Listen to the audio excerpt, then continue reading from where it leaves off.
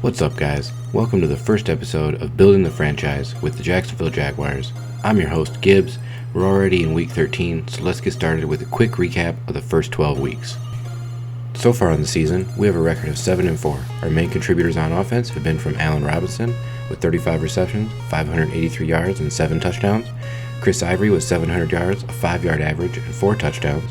And on defense, our 2 rookies have been leading the way with both Myles Jack and Jalen Ramsey, both having 5 interceptions and both AFC Rookie of the Year candidates. As far as re-signings, so far in the season, we have re-signed Prince Mukamara, Luke Jokel, Dwayne Gratz, and Jonathan Cyprin to contracts that you can see on your screen. Unfortunately, we were not able to come to terms with Denard Robinson, and he will be testing free agency. We also released Chad Henne, saving $2 million in cap space, and signed Bryce Petty to back up Bortles off of the Jets practice squad. The only other big move in Jacksonville, Marquise Lee was traded to the Detroit Lions and our commissioner, Bomber, for a 3rd-round pick in this year's upcoming draft, deciding to focus on Rashad Green and find depth through the draft and free agency. Now, let's get into our first week here in BTF, Week 13 in the MBL. The Jaguars are going to be facing the Denver Broncos. We're 5-6 on the season. Before that, let's get into some training. This week in training, on offense, we're going to focus on the outside zone run, and on defense, we're going to focus on cover 2.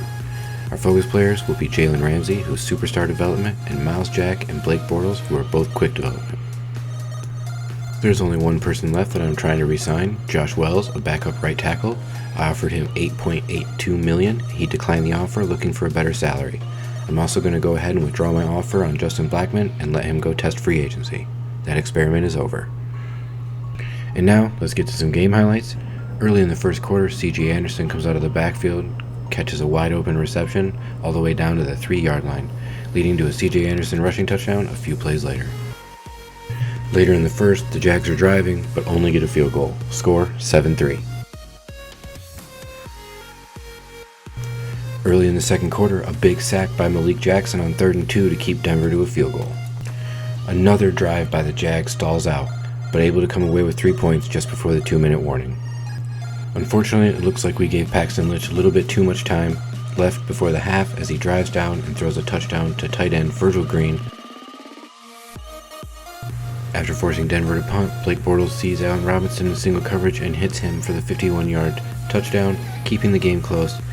Denver up 16, Jacksonville 13.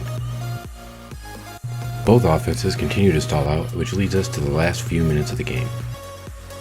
On 4th and inches, needing the first down, Blake Bortles' QB sneak gets the yardage.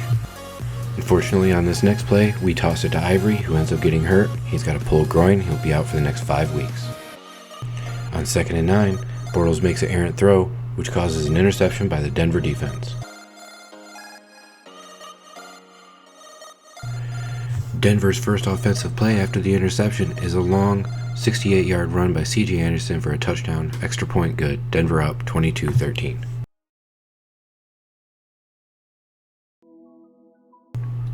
Blake Bortles hits Rashad Green for a 33-yard touchdown. Unfortunately, that was the end of the game as the Denver gets the ball back and runs out the clock for the win, 22-20. The Jags fall to 7-5, but still have the division at hand as long as we can close out these last few games at the end of the season. Now in week 14, we are facing the 6-6 Vikings. Let's get right into training. We're going to focus on short pass levels on offense and cover 3 on defense. Our focus players will be Ramsey, Jack, and Bortles. We go back in and try to re-sign Josh Wells, increasing his offer to $10.2 million over 3 years, and he accepts. And now, let's get to some game highlights. On the very first play of the game, TJ Yeldon, who is starting for the injured Chris Ivory, breaks a 48-yard run to the right side.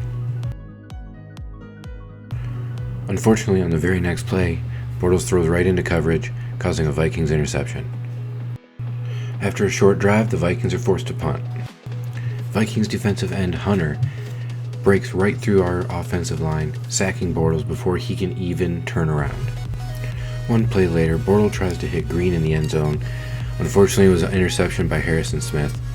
Our defense is the only thing that's keeping us in this game. The Vikings go 3 and out after a short drive and are forced to punt. On 2nd down, Randall Evans gets a big head on Bortles, who fumbles the ball, recovered by Joseph. Defensive pass interference by Telvin Smith a few plays later puts the Vikings on the 3. Our defense holds strong, keeping them to a field goal. Again, Bortles tries to hit Green, which leads to a tip ball and second interception by Harrison Smith.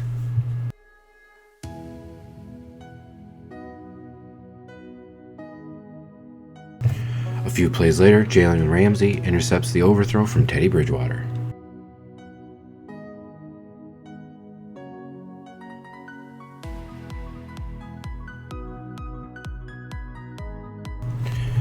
The Jags offense stalls again. Unfortunately for us, Cordell Patterson has a giant return on the punt.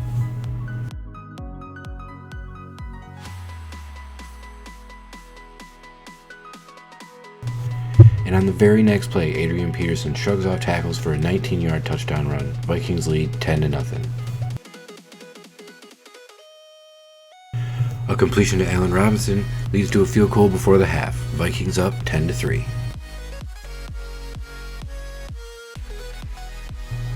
A long drive by the Jags down to the 8, taking up most of the third quarter, ends in an interception by the Vikings' Wilson. The Vikings get one more field goal, and the Jags fail to drive down the field and do anything. Vikings burn the clock and end the game 13-3. Going into Week 15 with 2 straight losses, the division is in jeopardy. So we go into this must-win game with the 6-7 Texans. We won our first meeting with them. Let's get right into training. We'll be focusing on outside zone run and cover 2. Focus players will be Ramsey, Jack, and Bortles. No re-sign, so let's get right into the game. The Jags' first drive stalls out and we are held to a field goal, 3-0 Jags. After a short drive by the Texans and an overturned fumble, the Texans barely make a field goal to tie the game 3-3. Late in the second quarter, on 3rd and goal, Bortles is sacked and fumbles, recovered by Devin Still, and the big boy takes it to the house, extra point good, Texans lead 10-3.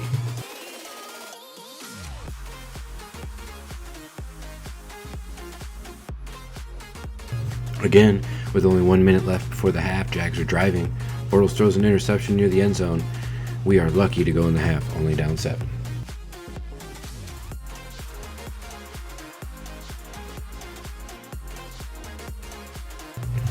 Texans start the third quarter with a long drive, ending in a 7-yard touchdown by Lamar Miller. Texans up 17-3.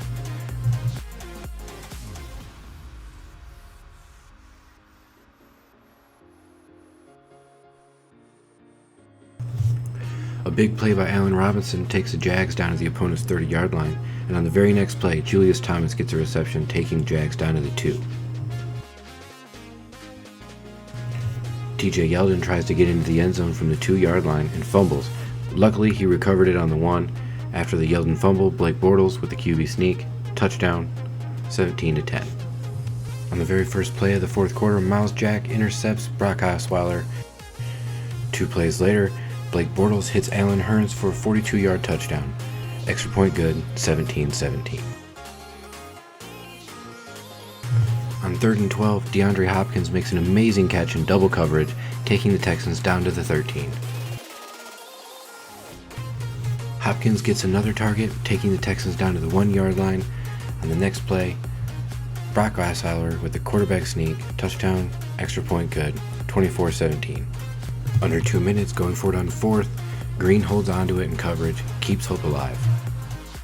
A few plays later, Blake Bortles overthrows Allen Robinson, leading to a Texans interception. After the interception, we use our timeouts and force the Texans to punt. With almost no time left, Blake Bortles hits Robinson, who runs out of bounds, giving us one last chance.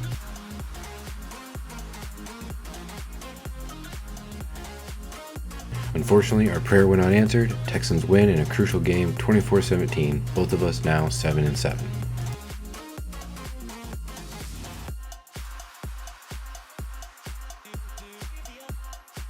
To have any chance at the playoffs, now we need to win out and hopefully have the Texans lose.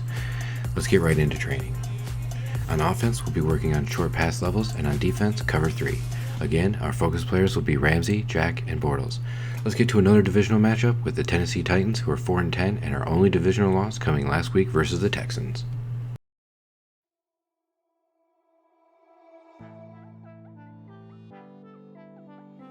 On the very first play of the game, Bortles gets hit, fumbles, and recovered by the Titans for a touchdown.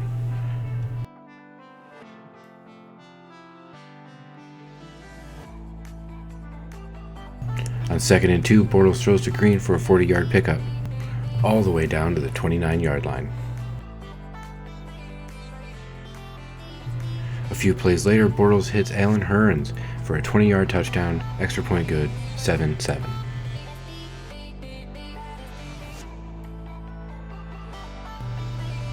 The Titans' first play on offense, Derrick Henry comes out and breaks 2 tackles for a 75-yard touchdown run, extra point good. Titans up 14-7.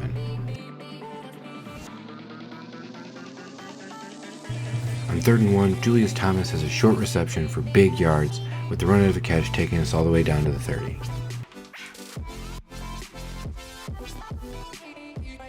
A few plays later, Bortles sends out an audible to Hearns and hits Rashad Green for the touchdown, 14-14.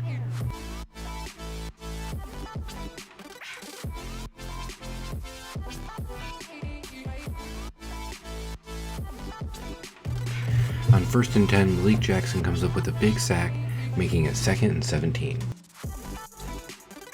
On the very next play, Dante Fowler Jr. lays another big hit on Mariota, making it 3rd and 17. Dante Fowler Jr. breaks to the line again, this time causing a fumble, recovered by the Titans. Titans forced to punt.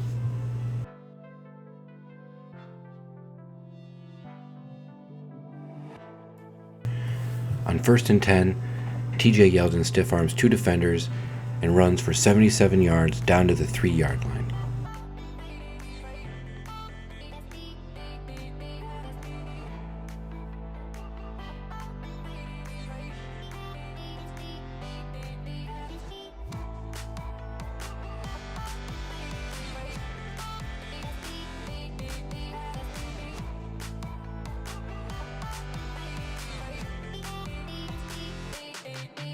A few plays later, Blake Bortles gets the touchdown with the QB sneak. And again, Derrick Henry shows everyone that he is the new beast mode. Derrick Henry breaks a 72-yard touchdown run, extra point good, 21-21. This guy is going to be a serious problem, not only in the division, but in the entire league, for many years to come. On 2nd and 8, Blake Bortles hits Allen Robinson for a 39-yard reception down to the 15-yard line. On the very next play, Bortles hits Julius Thomas, who stiffs arm a guy into the end zone for a 15-yard touchdown. The Titans come out with a little over 2 minutes left. Mariota sacked by Jared Odrick, fumble recovered by defensive tackle Miller.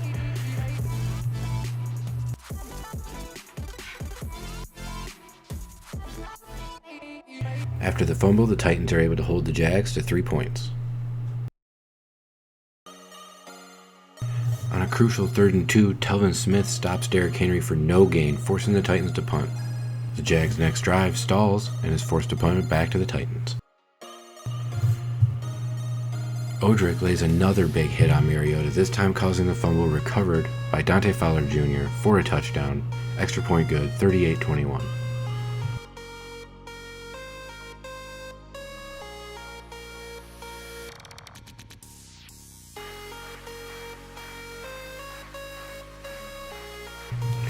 On 3rd and 3, Odrick sacks Mariota again, causing another fumble, recovered by the Titans, and forced to punt. Next few drives stalls out for both teams. The Titans are forced to go for it on 4th and 2, and Mariota overthrows his receiver. Jags drive stalls again, field goal good, 41-21.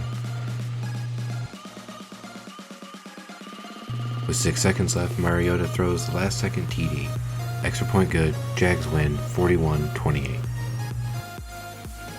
Blake Bortles ends the game with a perfect QB rating of 158.3. He went 13 for 15 with 214 yards, 3 touchdowns, and no interceptions, which was much needed after all the interceptions I've thrown in the last 2 games. During the game, TJ Yeldon got hurt, dislocated an elbow. He's out for 6 weeks. The Jags signed rookie Brandon Burks off the practice squad to back up new starter Denard Robinson. Going into Week 17 against the 4-11 Colts, we are in another must-win divisional matchup. The Texans also won last week, so we were both 8-7. Let's get right into training. In the last week, we were going to work on short pass levels and cover 2, with Ramsey, Jack, and Bortles as our focus players.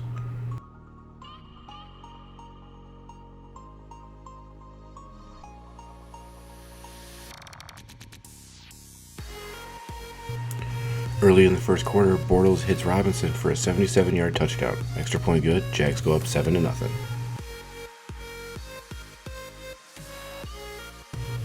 Blake Bortles to Allen Robinson is a QB wide receiver duo that we plan to keep in Jacksonville for a very long time.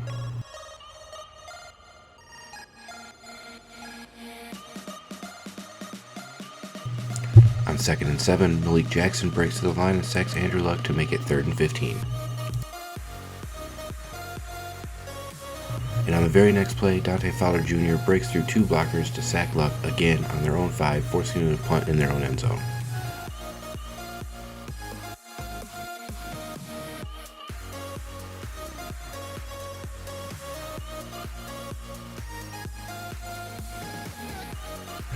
Jags come out after the punt. Bortles hits Hearns across the middle, but the Colts linebacker lays him out, unfortunately breaking his collarbone. Hearns out for the rest of the season. Third string running back Denard Shoelace Robinson hits a big hole for 15 yards in the first down. And on the very next play, the coach decides to put it in his hands again, and Robinson follows his blockers for an 18-yard rushing touchdown, his first on the year. With Yeldon and Ivory both on the injured list, our third string running back, Robinson, has been coming up big, and since he's hitting free agency, this just might help his stock out a little bit.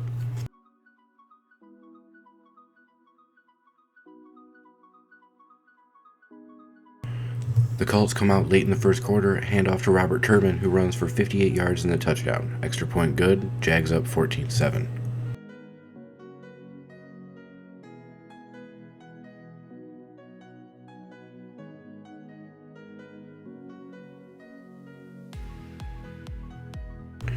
Jags drive down the field, and on 3rd and goal, hand off to Robinson, who easily walks in the end zone, untouched. Only 2nd touchdown on the year, but with both Ivory and Yeldon out, he's coming up really big in this game. Near the end of half, with the Jags at about midfield, Robinson comes down with a 52-yard bomb down to the 2-yard line.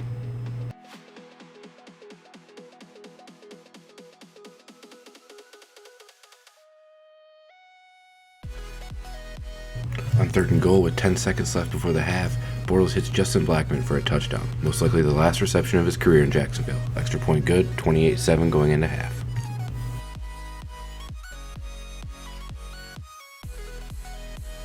The Colts come out with a long drive in the 3rd that stalls out on the 8-yard line, held to a field goal.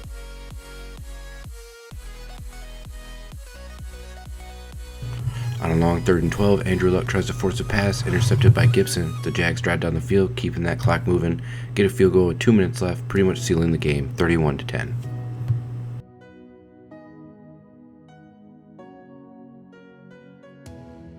Colts go for it on 4th down, but pass into tight coverage is batted away.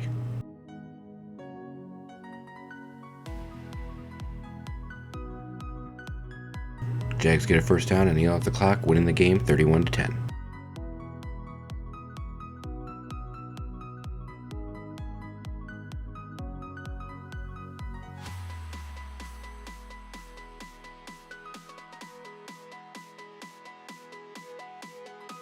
Unfortunately, ending the season at 9-7 just wasn't enough to win the division or make the playoffs. We'd like to congratulate Doughboy and the Texans on being the first AFC South division champions and making the playoffs. Good luck.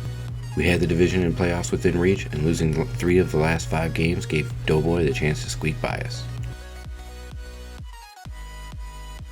As this was our last game, I'm going to go over some of our key player stats. Blake Bortles had 3,077 yards, a 64% completion rating with 23 touchdowns and 30 interceptions. In the next season, it is going to be crucial that Bortles takes better care of the football. We would have won a lot more games without so many interceptions. Chris Ivory had 731 yards with a 4.8 yard average, 4 touchdowns. He was injured the last 4 weeks of the season. TJ Yeldon had 380 yards with a 5.1 average and 5 touchdowns. He was injured for the last game of the season. As far as our receiving core goes, Allen Robinson had 56 receptions for 1,063 yards and 9 touchdowns. And Allen Hearns had 51 receptions for 659 yards and 4 touchdowns. On the defensive side, Dante Fowler Jr. had 60 tackles and 9.5 sacks, and Malik Jackson had 36 tackles and 8.5 sacks. Our 2-star rookies also had good seasons, Miles Jack pulling in 73 tackles, 2 sacks, and 6 interceptions, and Jalen Ramsey having 45 tackles and 6 interceptions. I think they're both going to be holding down our defense for a very long time. I would like to thank all of you for watching the first episode of the Building a Franchise series with the Jacksonville Jaguars. We're excited to have a full season of the BTFJ in the coming year. As we work our way through the playoffs and into the offseason, I plan on releasing Episode 2 once we are fully through the offseason and draft, and Episode 3 will be all of next year's preseason. Good luck to all the playoff winners and to all of the owners of the MBL in the upcoming draft and new season. We would also like to remind you to check out everything that we offer here on the MBL network. Please subscribe, hit that like button, and check out our website, 365.maddenbomberleague.com.